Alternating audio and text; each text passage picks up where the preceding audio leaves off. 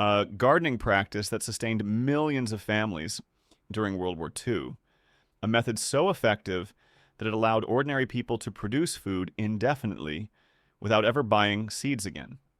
And in the decades after the war ended, a combination of new laws, corporate consolidation, and deliberate policy choices made this practice increasingly difficult, restricted, and in some cases, outright illegal. The method was seed saving, and what happened to it reveals how the food system we inherited from the war was systematically dismantled. During World War II, governments across the Allied nations launched massive campaigns, encouraging citizens to grow their own food.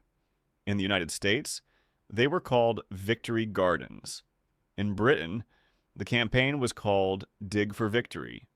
By 1944, approximately 20 million victory gardens existed across the United States, and these backyard plots reportedly produced around 40% of all vegetables consumed in the country during peak production. In Britain, over 1 million people maintained allotment gardens, and public parks, including portions of Hyde Park and Kensington Gardens, were converted to growing food. Even the lawns at the Tower of London were dug up and planted with vegetables. But the gardens themselves were only part of the story.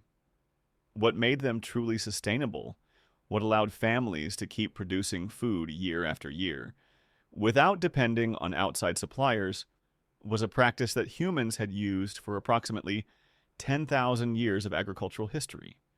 They saved their seeds. Number 1. How seed saving creates infinite food.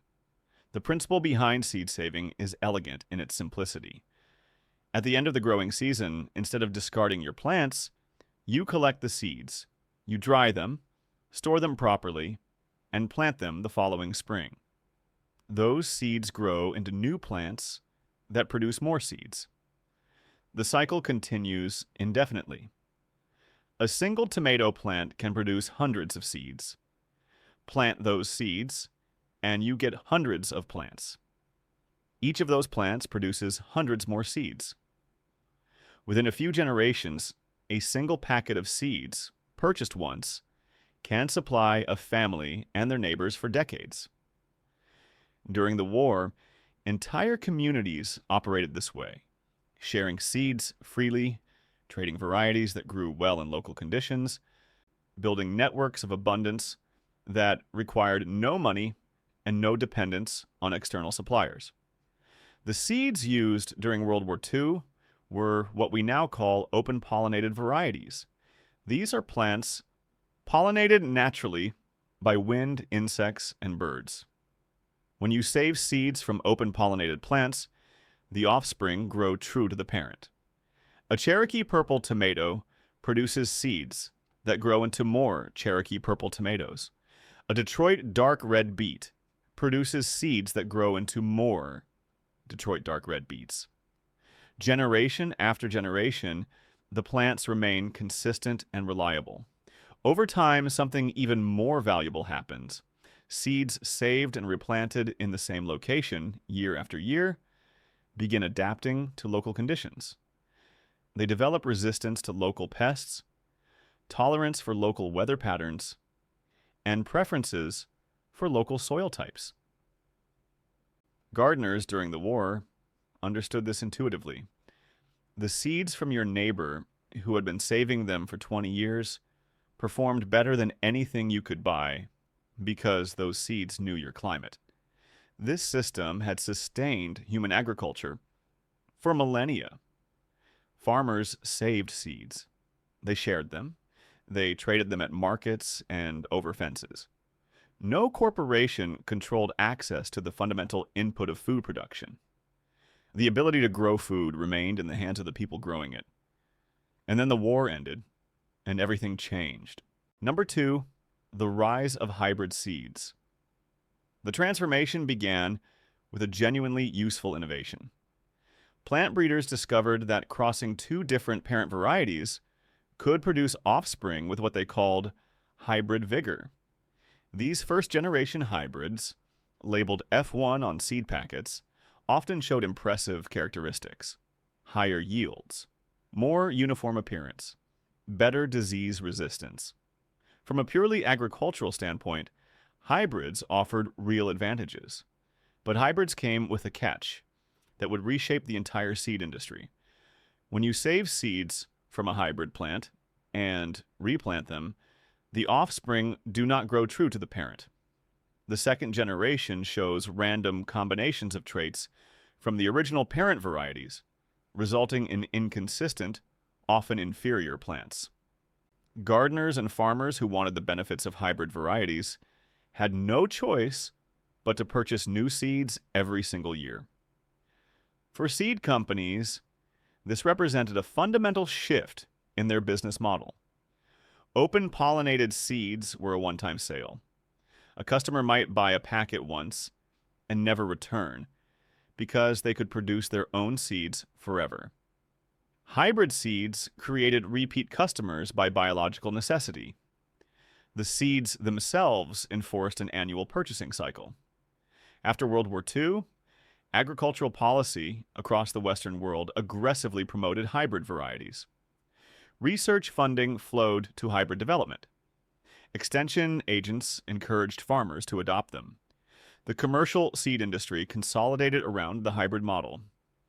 By the 1960s, hybrids dominated commercial vegetable production in the United States, and open-pollinated varieties began disappearing from catalogs.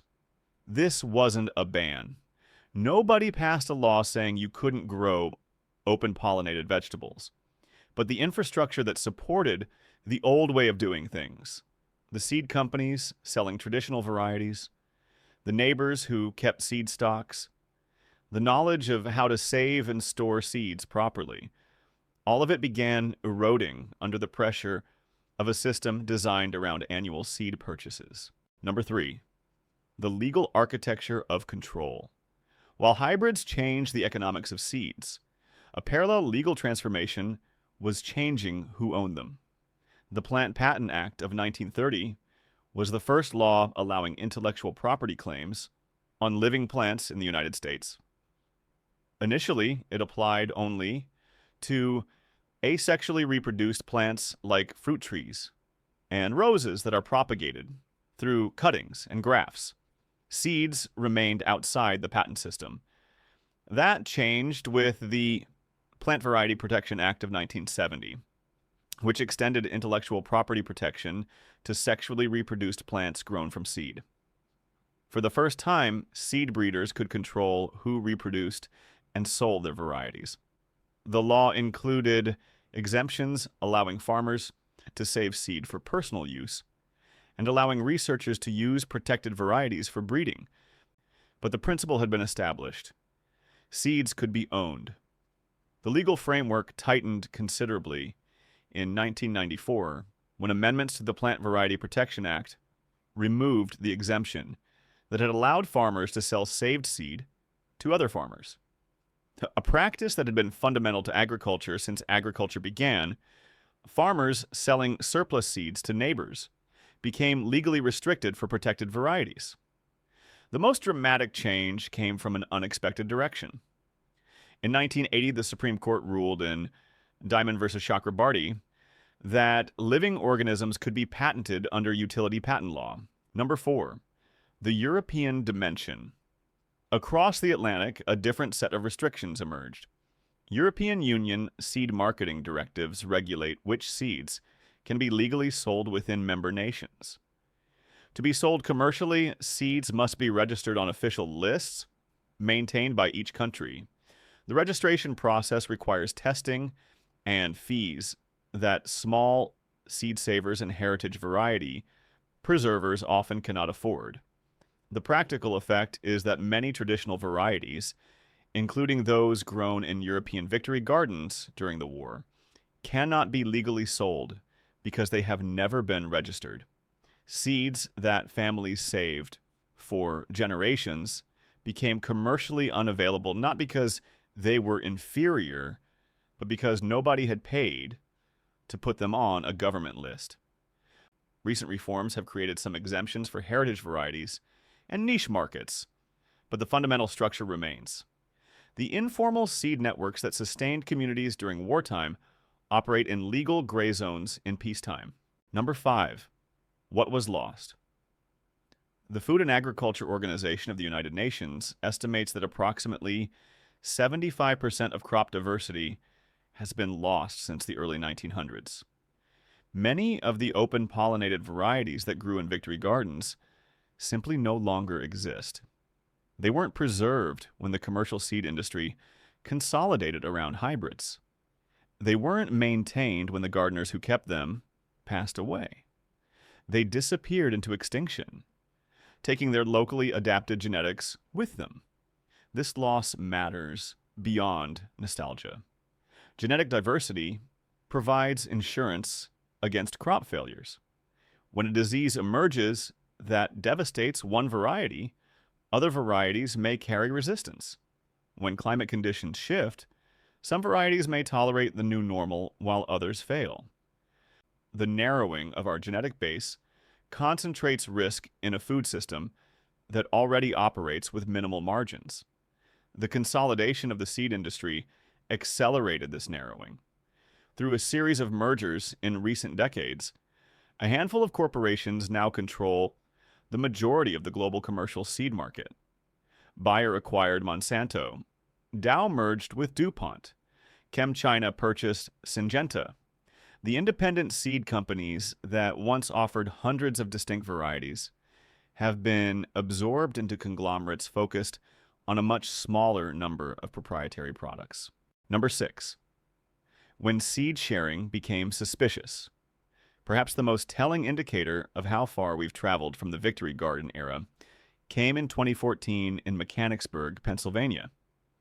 The Cumberland County Library had established a seed library, a simple system where patrons could check out seeds, grow them, save seeds from their harvest, and return seeds to the library for others to use. It was Victory Garden thinking applied to a modern public institution. The Pennsylvania Department of Agriculture threatened to shut it down.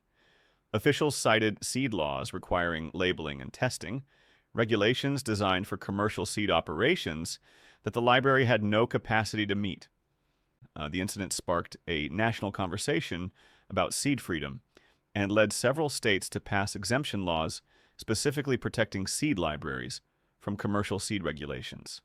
That a public library sharing tomato seeds could trigger state agricultural enforcement action illustrates how thoroughly the legal and economic landscape has shifted. What was patriotic duty in 1944 had become regulatory concern by 2014. Number 7. The pushback. Not everyone accepted the transformation quietly. A counter-movement has worked for decades to preserve seed-saving traditions and the genetic diversity they protect. Seed Savers Exchange was founded in 1975 in Decorah, Iowa, with a mission to preserve heirloom varieties and keep them in circulation. They maintain one of the largest non-governmental seed banks in the United States.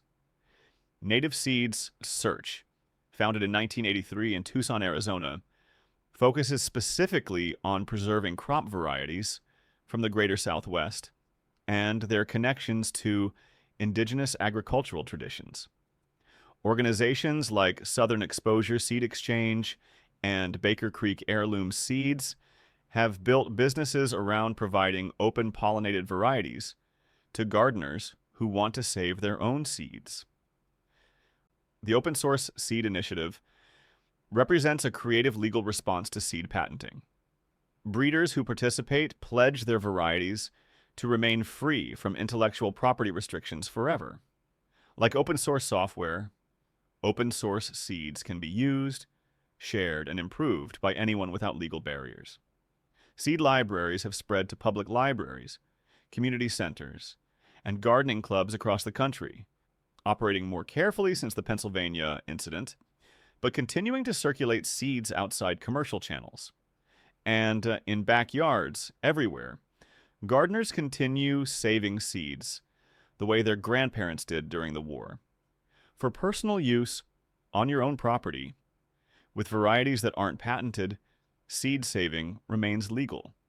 The practice has been discouraged and economically marginalized and legally complicated, but it has not been eliminated. The seeds your great-grandparents saved during World War II could have fed your family forever. That unbroken chain of abundance was not broken by nature. It was broken by policy. But seeds are patient. The open-pollinated varieties that survived the consolidation still exist in seed banks and backyard gardens and the catalogs of dedicated small seed companies. The knowledge of how to save them is still taught by organizations working to preserve it. The legal right to save non-patented seeds on your own property remains intact. The Victory Garden never really disappeared. It just went underground, kept alive by people who understood what was being lost and refused to let it go completely. And every gardener who saves a seed is keeping that flame burning. Thanks for watching.